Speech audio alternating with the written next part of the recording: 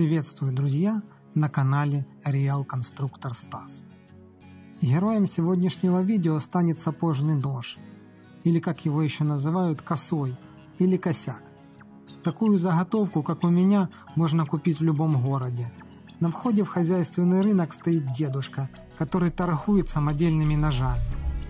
Все в лучших традициях. Выглядит как железяка, замотанная изолентой.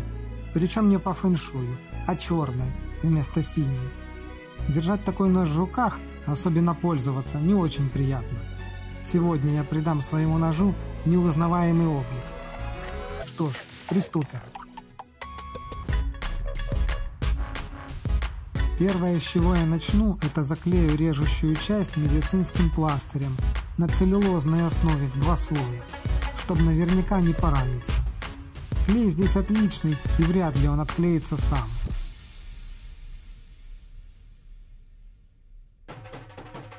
Тыльник ножа некрасивый, и я собираюсь его зашить кожей черного цвета. Размечаю и отрезаю 2 накладки четырехугольной формы.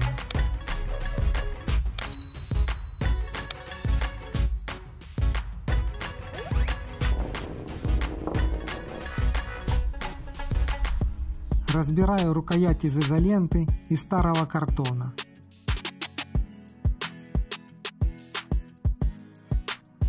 Получаю грязный лист металла с отверстием с одной стороны и лезвием с другой.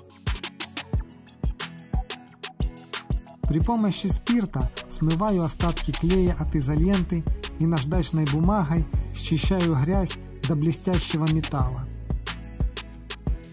Под слоем грязи нахожу заветное клеймо R6M5, сталь инструментальная быстрорежущая. И тут становится понятно, дедуля не обманул. Очищаю всю поверхность от потемнения, и на этом подготовительная работа закончена.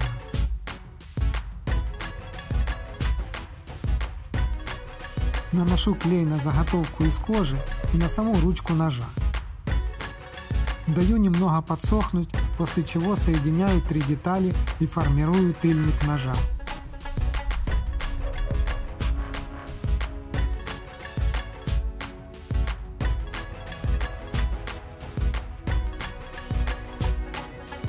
После того, как клей подсох, делаю разметку для прошивания кожи.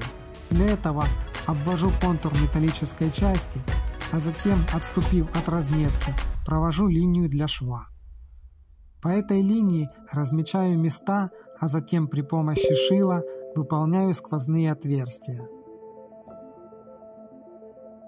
Вставляю красную нить в иглу, ведь шнур для рукояти у меня красного цвета, поэтому и шов для кожи будет тоже красного цвета.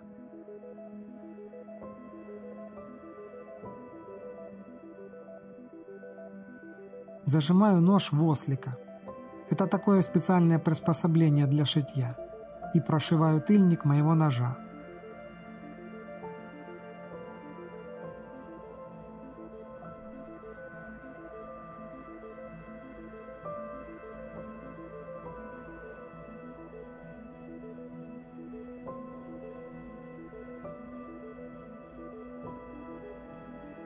Лишнюю кожу удаляю по разметке, обрезая ее. Обычно такую операцию я делаю этим самым ножом, но раз сегодня он на операционном столе, то режу канцелярским ножом для бумаги. Кстати сказать, сегодня он со своей функцией справился в полном объеме.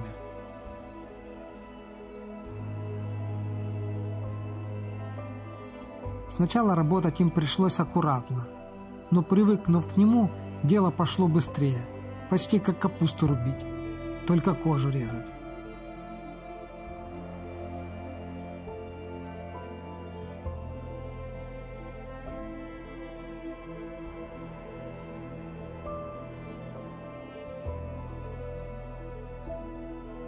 Урезы кожи обрабатываю наждачной бумагой, натираю пчелиным воском и втираю его в урез при помощи хлопчатобумажной ткани. Мой зажим «Третья рука» выручил меня и в этот раз, так как закрепить нож с его помощью не составило труда.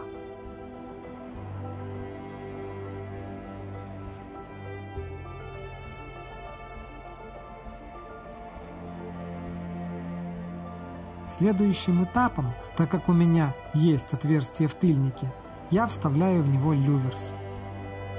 Для этого сначала делаю медную втулку из трубки, которую зажимаю также при помощи моего универсального зажима «Третья рука».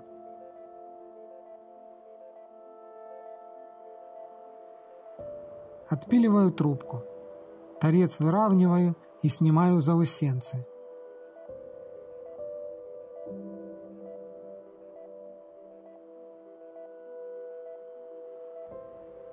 Полученную деталь отжигаю и очищаю от оксида меди, который образуется на поверхности при нагреве до высоких температур.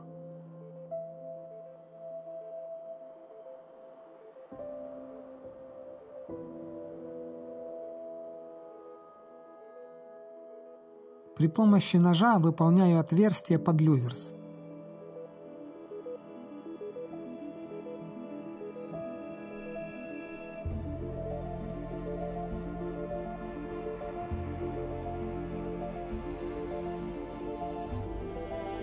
Втулку вставляю внутрь и при помощи двух сферических пунзелей на наковальне устанавливаю люверс на свое место, ударяя по нему с одной и с другой стороны. Очень удобно, что пунзеля у меня разборные, и один из них можно установить в отверстие наковальни.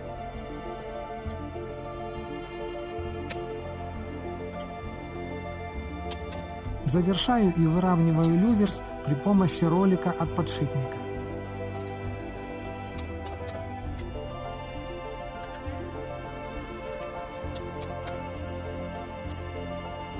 Результатом я доволен, хотя, признаться честно, я не ожидал, что получится так прикольно. Далее аналогично тыльнику размечаю и вырезаю две кожаные детали для ножен.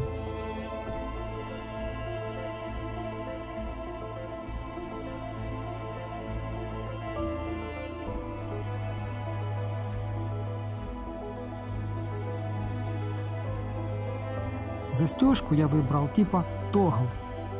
Изготавливаю ее из медной проволоки.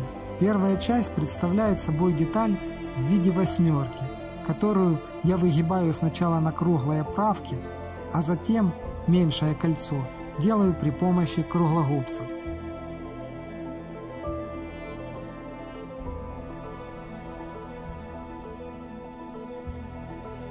Зажимаю и отпиливаю деталь, как вы уже догадались, при помощи моего универсального зажима «Третья рука».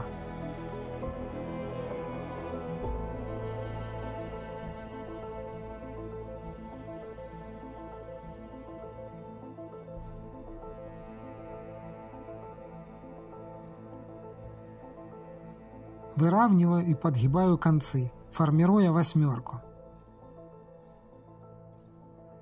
Вторая часть застежки – это палочка с кольцом. Я думал сделать ее таким способом, как вы видите сейчас на экране, но мне он не понравился, и в результате я его переделаю. Но для разметки и дальнейшего моделирования такая форма мне годится. Размечаю ножны и прошиваю одну из сторон.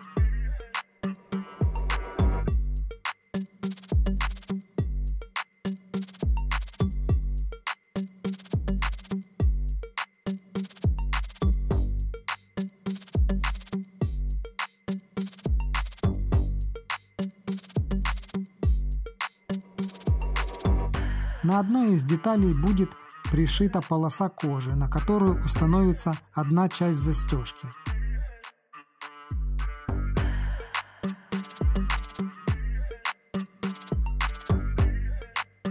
Вторая часть застежки устанавливается на вторую часть ножен. Размечаю и пришиваю ее на свое место. Все это делаю сейчас, пока есть свободный доступ.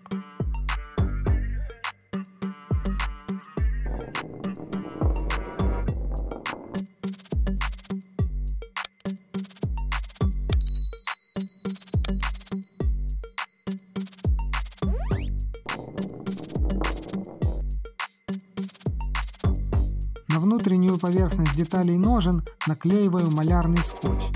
Таким образом я маскирую ту часть, в которую будет вставляться нож, от нанесения на нее клея.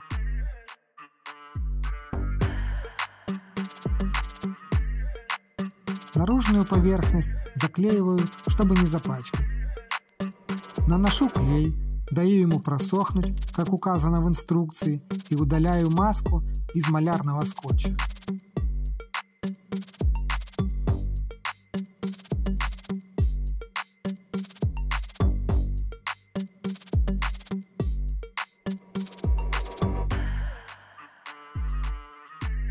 Детали ножен совмещаю и крепко прижимаю.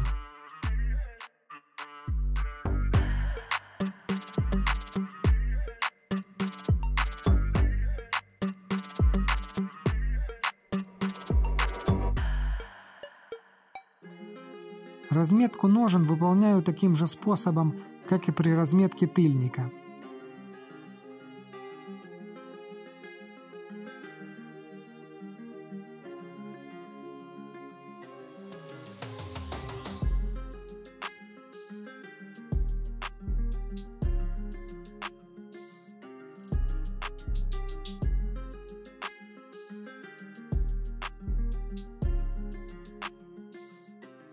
Прошиваю и обрезаю.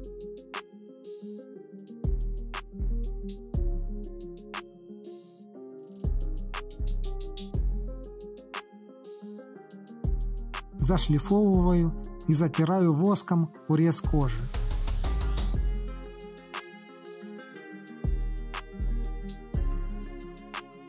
Пришло время устанавливать вторую часть застежки тогл.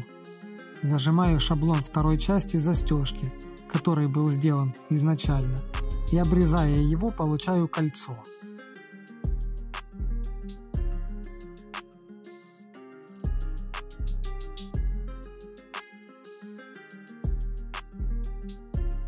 Полученное кольцо и прутик проволоки того же диаметра ложу оловянным припоем и припаиваю их, получая деталь нужной формы.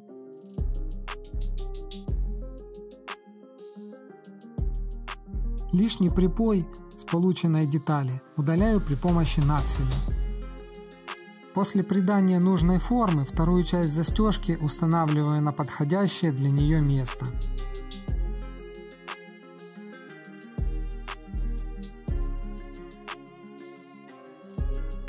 Перед окончательной сборкой ручки хочу завершить все грязные работы, поэтому зажимаю нож и слегка очищаю часть, которая остается видимой, при помощи пасты на основе оксида хрома.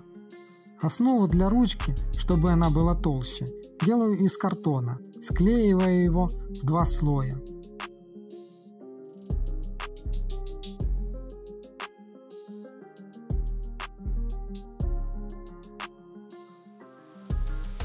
Накладки фиксирую при помощи стречевой ткани черного цвета, плотно втягивая основу будущей рукояти.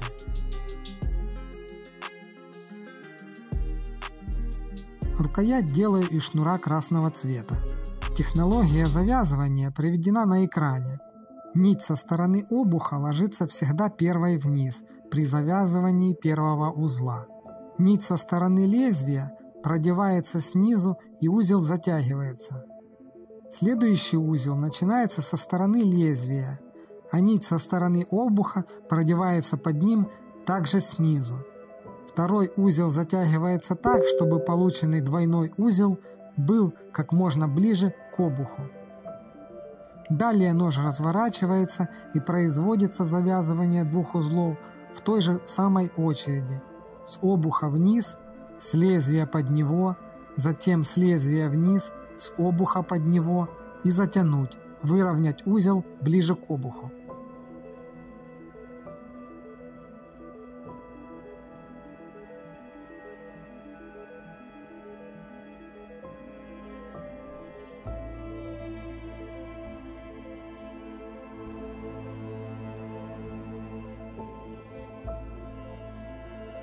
Ну и когда завязываешь узел уже 10-й, то не задумываешься и делаешь все на автомате.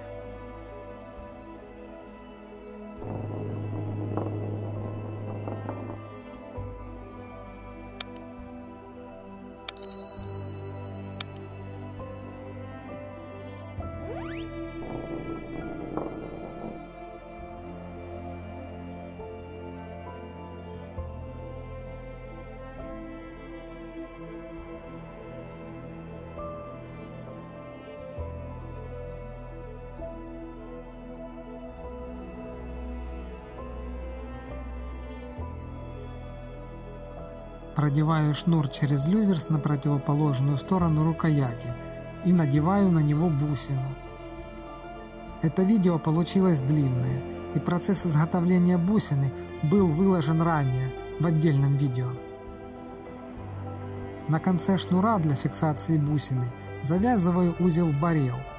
Но сегодня вы можете увидеть, как его можно завязать при помощи трубочки. Такой способ более простой, так как проще продевать шнур через узел.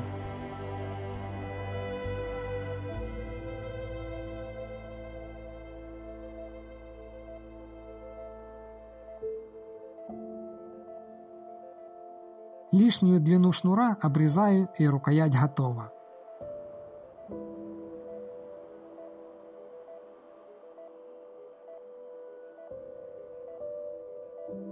Снимаю защиту лезвия и примеряю ножны.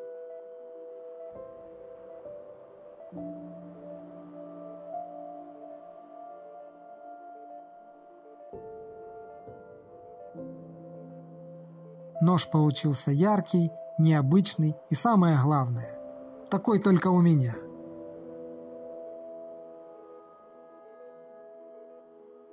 Длина элемента застежки подобрана так, что визуально она симметрична, но открывается только в одном положении. Все получилось. Не забывайте оставлять реакции и комментарии под этим видео. Спасибо за внимание. С вами был Real Конструктор Стас. До новых встреч на моем канале.